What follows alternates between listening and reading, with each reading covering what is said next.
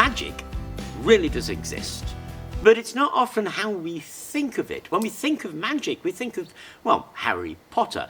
He waves his wand and something wonderful happens and no effort is really required on his part. And superheroes are exactly the same thing. A superhero doesn't do anything to acquire their powers. It's usually given to them somehow. They're either bitten by a radioactive spider, involved in a lab accident, they're born with it, or some alien arrives and gives them a ring that gives them these magical powers. They don't do anything to get them, they just get them. And the same thing happens with free energy. With free energy, you don't have to do anything, you just arrange magnets in a special way and energy will pour out just like magic pours out of a wand. And that tends to be how we think of it. But of course, superheroes are real. There's a very big difference between a comic book superhero and a real superhero. For example, Tanya Gray Thompson, she's a superhero, but she spent her entire life practicing to get those powers that make her a superhero. And that's the thing. The difference between real magic and the magic we think of is the effort involved. Anybody can be a magician if they put the work in, but we don't like that. We want it just suddenly arrive with no effort. And of course it doesn't do that, and we forget that we're surrounded by magic all of the time, and we forget because we live with it.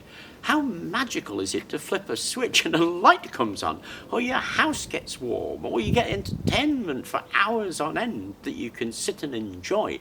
Our ancestors would have found these things magical, and they are absolutely magical. But they differ from how we imagine magic in that you have to put effort in. And if you put effort in, you can create magic. And this is true of the individual as well. If you want to make magical things, wonderful things, you have to practice and acquire the skills in order to do that. If you're acquiring the skills and your builds are awesome, you will produce magic. Now in generation, it's not about a magical arrangement of magnets or a magical coil that will somehow create a more efficient or more energy than you're putting in. That's not going to happen.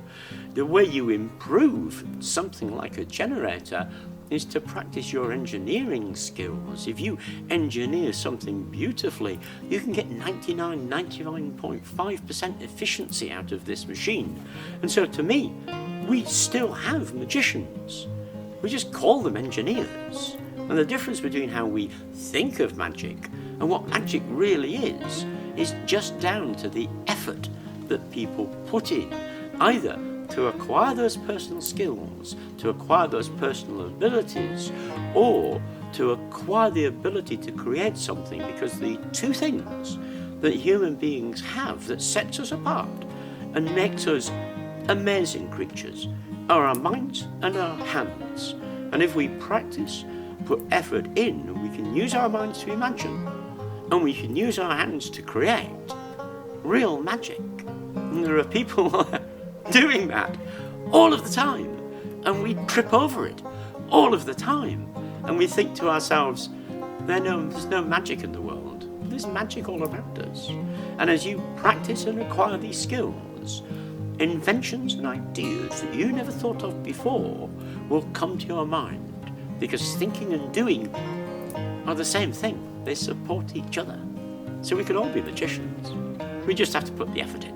Anyway, I hope you enjoyed the talk. Thank you very much for watching, and please do remember to like and subscribe.